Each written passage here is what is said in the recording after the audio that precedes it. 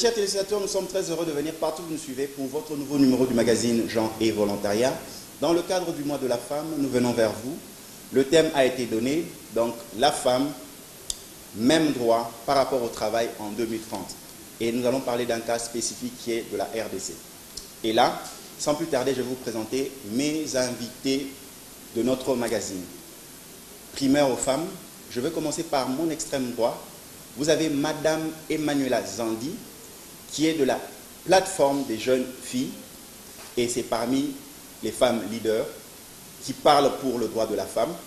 Et je reviens vers moi, juste à droite, à mes côtés, j'ai Madame Priska Magnala, qui est étudiante à l'université de Kinshasa, qui est aussi responsable d'une plateforme qui parle de la jeune fille et de ses droits, ses capacités. Et pour finir, à ma gauche, j'ai Monsieur Nicolas Kabanga, qui est expert en gestion de ressources humaines, ainsi que appartenant à un réseau, à une plateforme politique que lui-même va nous citer. Et sans plus tarder, ma première question, le thème, la thématique, à mes trois invités. Pourquoi, quelle est la symbolique du thème du mois de la femme de cette année? Un monde qui change, où la femme doit avoir accès aux mêmes avantages dans le domaine professionnel que l'homme en 2030.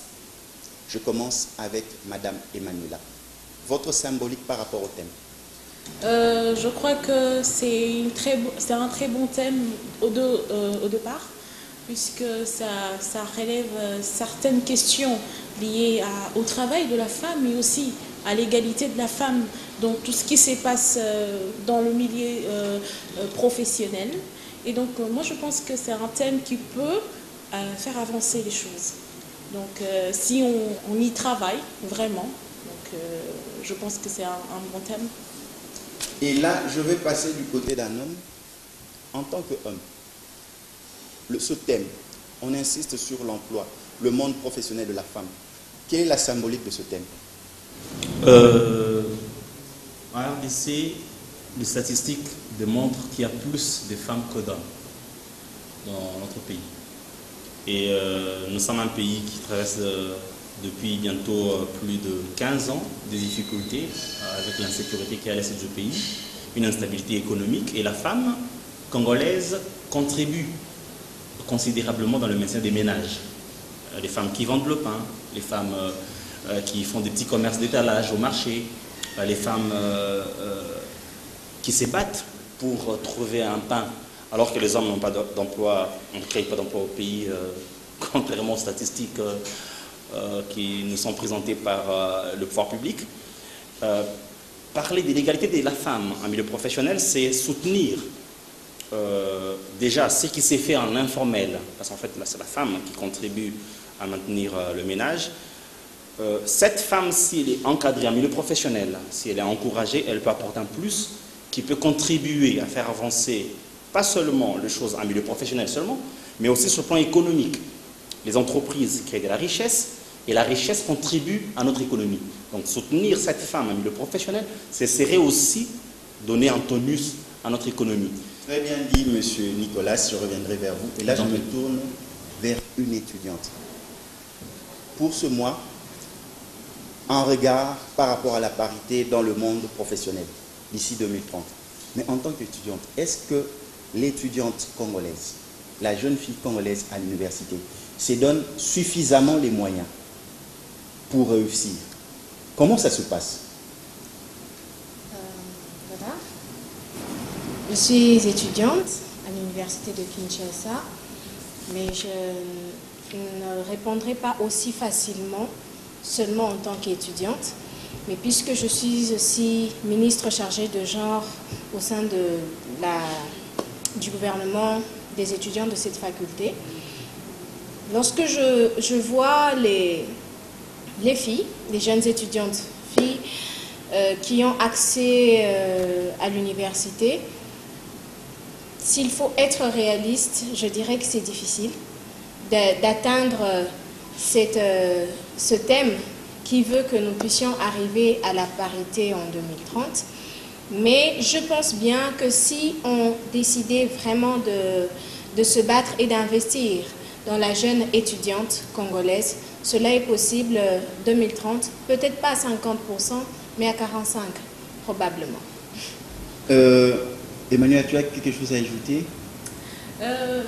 Du point de vue conceptuel, d'abord, genre, quand on parle de genre, c'est un concept. La jeune fille à l'université. La jeune fille à l'université. Être capable pour répondre à cette thématique par rapport à la formation. Parce que c'est la femme universitaire qui va avoir de l'emploi. Je pense que la jeune fille congolaise a beaucoup de potentialités, mais qui sont cachées. Comme je dis, ces potentialités sont dans un placard.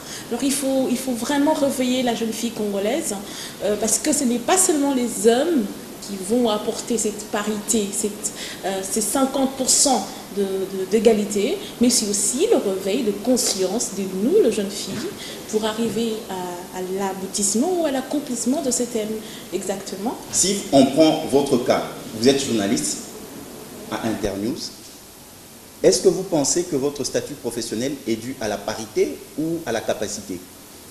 Moi d'abord je pourrais vous répondre, je pense que c'est dû à la capacité, étant donné que j'ai 19 ans et je crois que c'est la capacité, parce qu'on n'a pas pu prendre une jeune fille de 19 ans pour travailler dans une très grande organisation parce que c'est la parité. On a pris une jeune fille de 19 ans pour travailler dans une organisation, une grande organisation, parce que je suis capable, parce qu'ils pensent que je suis capable. Et moi, je me dis que je suis formidable, je suis exceptionnelle, je suis capable de le faire. Voilà pourquoi je vous dis qu'il faut d'abord s'y découvrir pour pouvoir aller de l'avant, pour pouvoir briller comme les étoiles. Nicolas, en tant qu'expert en gestion de ressources humaines, pensez-vous qu'à un moment au sein de l'entreprise, le PDG de l'entreprise, le responsable de l'entreprise se dit tiens, je vais recruter par rapport à la parité? Comment ça se passe du point de vue recrutement? Non, le recrutement c'est fait sur base des compétences. Les entreprises ont des missions et pour atteindre leurs missions, elles ont besoin de ressources humaines qui puissent apporter le savoir pour produire de la richesse, comme je disais tout à l'heure. Mais lorsqu'on recrute, ce n'est pas sur base des considérations sexe que l'on recrute, c'est sur base des compétences. Je recrute depuis pratiquement 2008, que je suis dans la gestion de ressources humaines, et tous les clients qui sont venus vers moi demandent des services par rapport aux missions qu'ils ont en interne, tous les clients, enfin les missions qu'ils ont en interne, et c'est sur base des profils, des postes établis en entreprise qu'on va recruter. Maintenant, il arrive par moment, c'est le cas avec les organismes internationaux, que l'on dise qu'à compétences égales, l'on peut recruter des femmes, une discrimination positive. Mais pour revenir à la question qui a été posée tout à l'heure, si les femmes qui sont encore en université pourront faire quelque chose d'ici 30 ans, si c'est avec le même système éducatif que nous avons, j'ai dit déjà non. Nous avons un système éducatif, un vieux système qui est calqué sur le modèle colonial. Belge. Ouais. Même quand on dit belge, ce n'est pas bien parce qu'en fait en Belgique ça a évolué. Il faut dire colonial. C'est le même système qui nous a été laissé depuis des années que nous avons jusqu'à aujourd'hui. Mais non, la femme qui est en milieu universitaire aujourd'hui, elle est enseignée sur un programme vieux, mais pas seulement un programme vieux, par des professeurs et même qui n'arrivent pas à comprendre que les choses ont évolué entre-temps. Voyez-vous, nous avons une éducation en famille, laquelle éducation nous ramenons en société.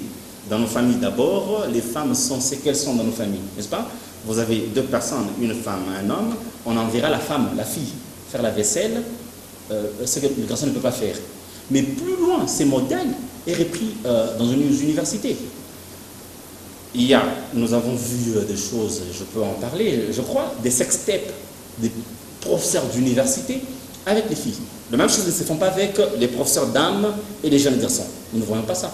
Ou nous n'entendons pas parler, n'est-ce pas? Il y a des femmes qui enseignent à l'université, il n'y a pas des hommes qui subissent des sévices sexuels parce qu'ils sont hommes et que la bonne dame... Donc vous pensez que cela va jusqu'à l'entreprise? Ça continue. En fait, l'entreprise... C'est un cycle. Ça continue. L'entreprise, en fait, les universités forment les travailleurs de demain. Ok? Et ces étudiants qui sont formés à l'université viennent des familles où ils ont reçu une éducation, où il y a le poids de la culture, de notre société, le poids de nos us et coutumes qui perdurent, qui sont repris. Et lorsque ça vient en milieu professionnel, il y a lieu que de reproduire ce qui fait. Mais aussi, le problème aujourd'hui, quand je dis que c'est impossible d'atteindre la parité, si vous voulez, ou bien l'égalité en milieu professionnel, 50-50 en 2050, c'est que les femmes elles-mêmes sont responsables. Nicolas, comme tu dis que les femmes sont responsables, j'ai deux ravisantes femmes sur mon plateau, Emmanuela et Prisca. Jeune que vous êtes brillante, mais avec ce modèle, s'il faut faire le TP, la jeune fille est là pour juste donner l'argent. Les examens, on fait pour elle. La soutenance, graduat, défense, on a soutenu pour elle. Elle va en licence, on a fait pour elle le travaux de fin d'études. Et elle va, parce qu'elle a un oncle qui est dans une entreprise, on la recrute. Mais c'est l'incapacité qui continue. Pensez-vous que la parité sera cette porte de sortie pour la donner des compétences qu'elle n'a pas? En tout cas, ce que je sais et ce que je pense, c'est que, je l'ai dit, c'est mon message, c'est le message que je porte à toutes les jeunes dames de la RDC. Notre combat, ce n'est pas celui de la parité. Donc moi, je pense qu'il faudrait d'abord mettre de côté ce mot, la parité. Voilà. Parce que c'est un mot qui finalement, moi, je trouve qu'il est venu davantage embrouiller la jeune fille. Parce que c'est comme une excuse, ça devient comme une excuse pour pouvoir brandir certaines étapes, pour pouvoir monter à certains niveaux qu'on n'a pas. Pour ma part, je pense, comme je l'ai dit plus tôt, il faudrait investir dans la jeune fille, principalement étudiante. Mais je le dis aussi, on ne devrait pas s'arrêter à attendre que la jeune fille étudiante, ou même le jeune étudiant, puisque M. Nicolas parlait des sextapes et tout, c'est quelque chose, mais ce n'est pas tout. Parce qu'il n'y a pas que les étudiantes pour qui on soutient des thèses, il y a aussi des jeunes étudiants hommes pour qui on soutient des thèses, pour qui on fait des travaux. Personnellement, je venais de faire un travail pratique où il y avait 2 hommes. Ils étaient pratiquement inconscients. J'ai tout fait seul. Donc, je pense qu'il n'est pas question d'abord brandir capacité et il n'est pas seulement question d'accuser la jeune étudiante. Il faut rentrer dans le système, puisqu'on parlait du système éducatif. Nous sommes là à l'université, puisque j'y suis encore. Il y a des jeunes étudiants qui ne savent pas, hommes comme femmes, ils ne savent pas lire. Donc le problème n'est même pas au niveau de l'université et de tous les concepts, c'est la base, l'école primaire. Et lorsqu'on apprend à lire aux élèves A, B, C, on l'apprend de la même manière à l'homme et à la femme, parce qu'actuellement on dit madame pour tout le monde, aux jeunes élèves ou à la jeune élève. Tous ont ce qu'on appelle l'égalité des chances. Parce que dire parité, c'est un peu trop osé, mais je pense qu'il faudrait parler d'égalité des chances. Égalité de chances dans un cas où on a des compétences, qu'on ne puisse pas déclasser une personne juste parce qu'elle est femme, mais qu'on se dise, puisqu'elle peut et qu'on a besoin d'arriver à des parts égales, on puisse aussi la prendre. C'est ça mon apport. Emmanuela, il y a une question qui vient des téléspectateurs qui nous suivent. Elle veut qu'on l'appelle Baena. Voici ce qu'elle nous a envoyé par SMS. Suite à la situation socio-économique difficile, ma famille m'a obligé de travailler pour sa survie et ses besoins. Finalité, je n'ai plus de vie personnelle et mes efforts ne sont pas reconnus. Que dois-je faire car je suis exploité? Ce qui est vrai, dans les familles, on exploite la jeune fille. Son travail n'est pas reconnu. Qu'est-ce que tu peux dire? Anonymement, elle veut qu'on l'appelle Baena. Merci beaucoup pour la question, Baena. Je suis très touchée exactement par cette question. Je pense tout simplement qu'il y a des stéréotypes de la société qui engouffrent notre statut de jeune fille, qui engouffrent notre statut de femme. On pense que seulement la jeune fille, elle est là pour faire la vaisselle, faire les travaux ménagers et on ignore ses capacités ou bien ses compétences. je reviens à votre question, à la question de Baena, pour exactement dire que la situation socio-économique de notre pays aujourd'hui est assez vulgarisée partout, elle est éparpillée. On ne sait pas s'emparer qui doit travailler exactement et qui ne doit pas travailler et qui ne peut pas encore travailler. Ça, moi, je pense que c'est juste l'exploitation. Il faut que la famille comprenne que même si je travaille d'abord pour moi-même. Et non pour Donc, la femme famille. doit s'épanouir d'abord. Je travaille d'abord pour moi-même et si tel est le cas, je dois vraiment investir pour ma famille, mais d'abord c'est à moi de décider si je dois investir pour ma famille. Ce n'est pas à ma famille de m'obliger de travailler. Mais il y a des enfants, par exemple, qui travaillent. La famille oblige à une jeune fille de 12 ans d'aller travailler, vendre toute la journée des cacahuètes ou bien des oranges. Ce n'est pas possible. Vraiment, je peux vous le dire, ce n'est pas possible parce que la jeune fille, sa place est à l'école. Et donc, je vois que la question de l'éducation, comment on va éduquer nos jeunes filles? Pourtant, elles sont dans la rue. Comment on va faire? Et je reviens à la question de Prisca, exactement. Quand elle parlait de la jeune fille étudiante qui se laisse... non, plutôt vous, quand vous parliez de la jeune fille étudiante qui se laisse... manipulée par le professeur ou bien par des tierces personnes. Quelle éducation cette jeune fille qui n'a pas eu la chance d'avoir une bonne éducation, qu'elle était sur la rue, en train de vendre, elle aura certes l'éducation de la rue. Une question. Et quand elle arrive à l'université, exactement, et elle se défoule. Hein, elle a envie de recontinuer ou continuer ce qu'elle a acquis dans la rue. Là, Emmanuela parle avec tout son cœur. Nicolas, une question pour toi venant de Madame Joséphine Akingaboa. Elle dit ceci: comment construire la capacité de la femme congolaise afin de bâtir réellement son leadership? La capacité, puisqu'on parlait du milieu professionnel, hein, oui, 50-50, la capacité doit se construire en apprenant.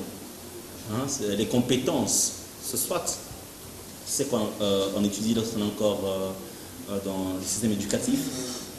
Si ce n'est pas ça, c'est avec la formation continue que l'on peut avoir après le système éducatif. Il y a aussi ce que l'on fait en milieu professionnel. Je le disais tout à l'heure, les femmes, dans la plupart des cas, sont négligentes en milieu professionnel. Mais ça, c'est trop fort.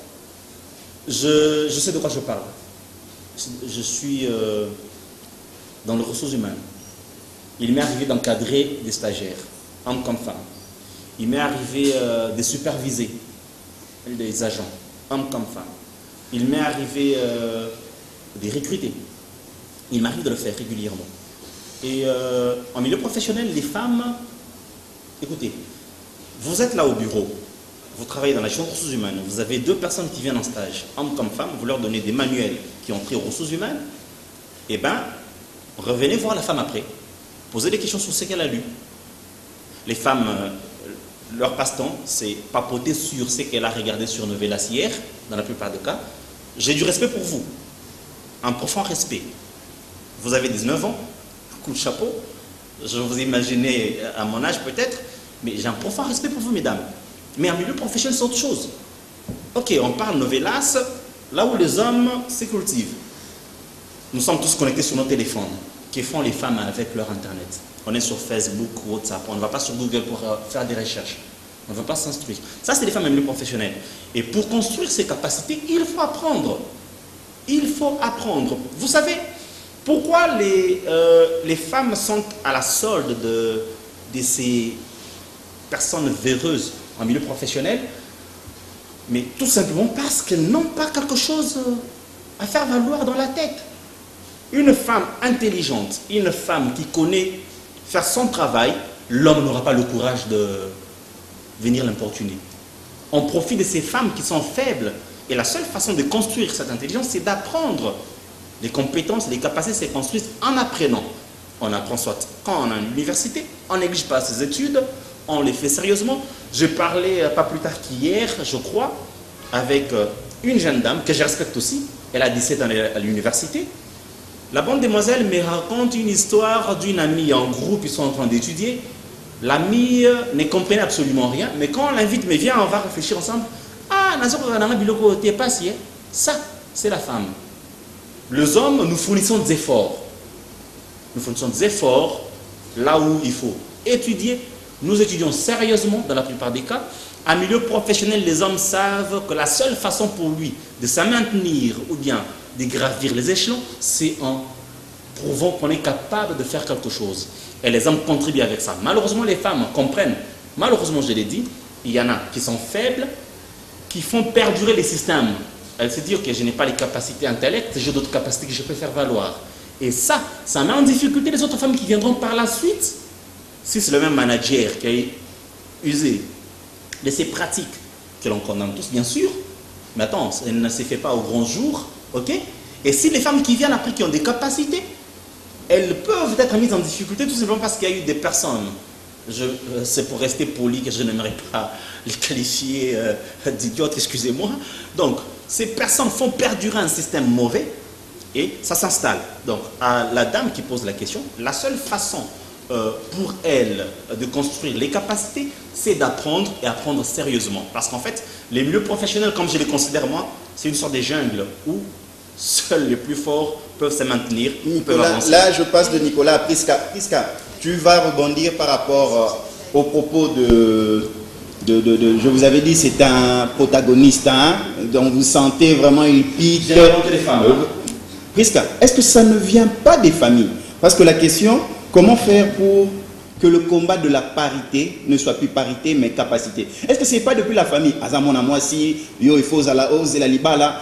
Comment une jeune dame qui fait 5 ans d'université, après ses études, elle n'attend que le mariage? Non, ça l'est fort, classe pour un diplôme. Qu'est-ce que tu peux répondre à ça? Je vais commencer par revenir à ce que M. Nicolas vient de dire. C'est pas pour le contredire, mais pour le compléter. Parce que le problème de la jeune fille, principalement congolaise, ce n'est pas seulement ce problème-là aussi de capacité, mais il y a des personnes qui ont la capacité, mais qui se sous-estiment. Pourquoi? Parce que l'environnement leur a dit qu'en tant que femme, on était incapable de faire quoi que ce soit. Et c'est à ce moment-là que je dis toujours aux jeunes dames de ne pas attendre des hommes de venir leur dire « Eh bien, mesdames, vous savez, vous êtes capables. » Il faut se réveiller un matin et s'auto-motiver. Il faut se réveiller un matin et se dire que je suis capable. Mais aussi, il y a jusque-là une crise de modèle. Les jeunes femmes qui se distinguent, qui se démarquent ou encore qui sont, je dirais même louées dans la sphère politique et même médiatique, ce sont généralement des arrivistes. Ce sont des personnes qui ont un portrait qu'on a fabriqué. On a un problème en RDC, on n'est pas vrai. On n'est pas vrai avec nous-mêmes. C'est-à-dire que lorsqu'on arrive, puisqu'on a été parachuté, on nous fabrique une biographie là qui n'était pas là. Non, ce n'est pas ça. Et si on veut arriver vraiment à la capacité que l'on attend, je suis désolée, il ne faudrait pas continuer à rêver et attendre qu'on puisse nous l'offrir sur le plateau. Il y a une dame, c'est mon mentor, Blanchine Mazanga, elle m'a toujours dit, Prisca, quand tu te réveilles, sache que tu as un coach, un meilleur mentor, c'est ton miroir. Dis au miroir, eh ben, tu sais que tu es forte, tu es capable. En fait, tu t'adresses à toi et c'est le miroir qui te parle en retour. Et moi, j'aimerais vraiment que les jeunes femmes puissent s'investir en elles-mêmes. Et puisqu'on parlait de problèmes familiales, moi, je viens d'une famille où il y a 4 filles et 2 garçons. Nous sommes toutes allées à l'école, à l'université. Je suis pratiquement la seule qui reste à l'université. Et chacune de nous a fait ses preuves. Personne n'est là à attendre le mariage et se dire que, bon, j'arrête de tout faire parce que j'attends le mariage. Non, on travaille et on travaille dur. Donc, je pense qu'il faudrait aussi peut-être sensibiliser les parents parce que les parents ont je dirais, cette nostalgie-là. ils réfléchissent comme aux années 50, comme aux années 40, où la femme devait aller au champ, où elle devait cultiver la terre, se marier, n'avoir de brevet que pour la reproduction, alors que les femmes ont une capacité encore plus élevée de réfléchir et de résoudre les problèmes dans les calmes, parce qu'il a été prouvé même au management que les femmes prennent moins de risques. Parce que les hommes, certes, ils ont cette capacité-là de risquer, mais des fois, ce sont des risques inutiles.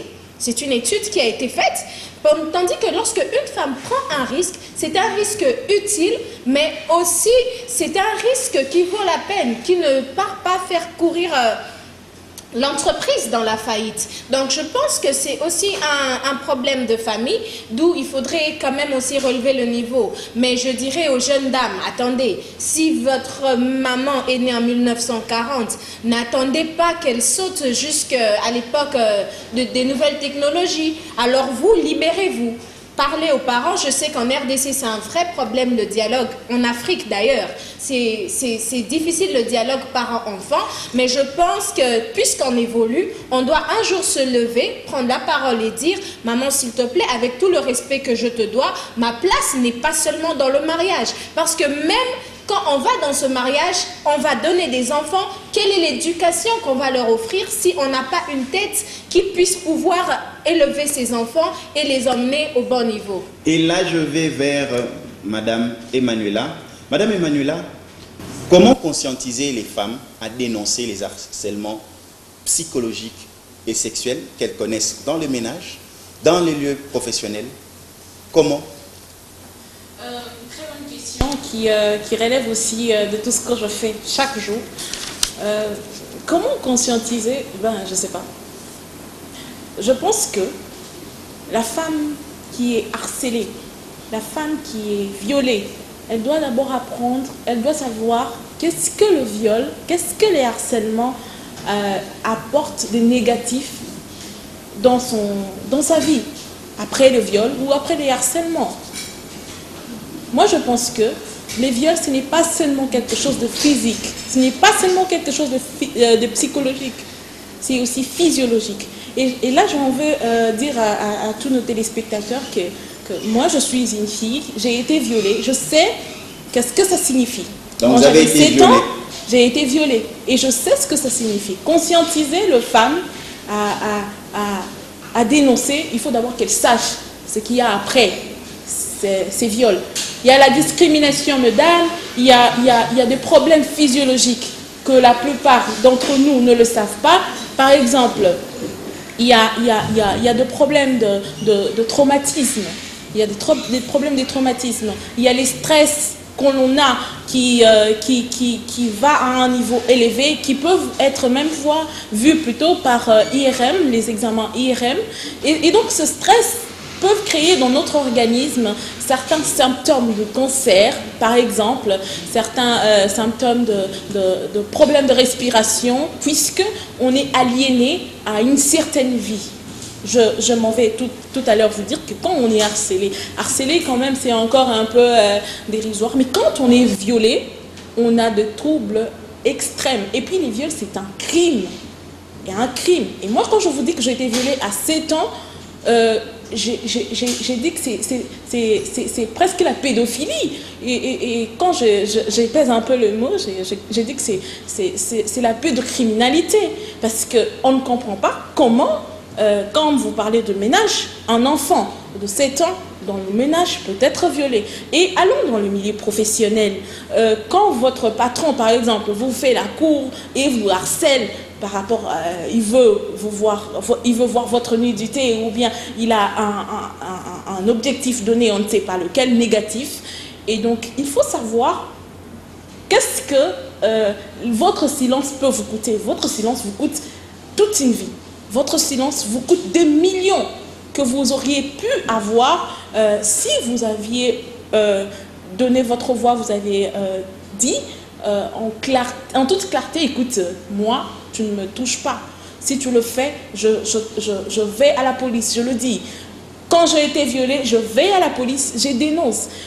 Aujourd'hui, moins de 8% de femmes dénoncent ce crime qui est la violence et 1,2% seulement de bourreaux sont amenés devant la justice.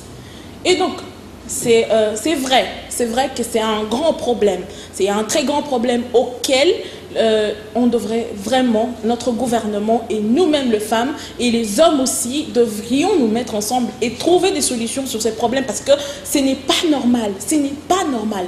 Et quand je vous dis que ce n'est pas normal, parce que ça va même de l'intégrité physique et physiologique de la personne, de l'intégrité psychologique de la personne. Et donc quand on a été violé, on a des séquelles, des psychologies, on a des séquelles qui ne sont pas prêtes à sortir de nous parce qu'on revit chaque jour qui passe la même scène. Et quand on revit chaque jour qui passe, on est obligé de mettre des moyens qui sont qualifiés par la société de moyens qui ne sont pas exacts. Comme par exemple, je peux vous donner un exemple. Il y a 3 types de femmes violées. Il y a des femmes qui s'adonnent à la drogue, et vous savez vous-même qu'est-ce que la drogue peut créer dans le corps humain de la personne. Il peut détruire notamment le foie, la respiration, il peut endommager tous les intestins. Et aussi, il y a l'addiction au sexe. Les femmes qui ont été violées, dans la plupart des cas, elles se disent « je n'ai plus rien à gagner, je n'ai plus rien à perdre, donc je peux faire tout ce que je veux ». Et aussi, ce n'est pas seulement ça, parce que c'est conditionné par notre cerveau. Notre cerveau nous dit, écoute, comme tu n'as plus rien à perdre, tu peux te laisser et ce n'est pas grave. Et donc, c'est conditionné par notre cerveau. Et donc, moi, je pense que simplement conscientiser la femme sur les enjeux de son silence.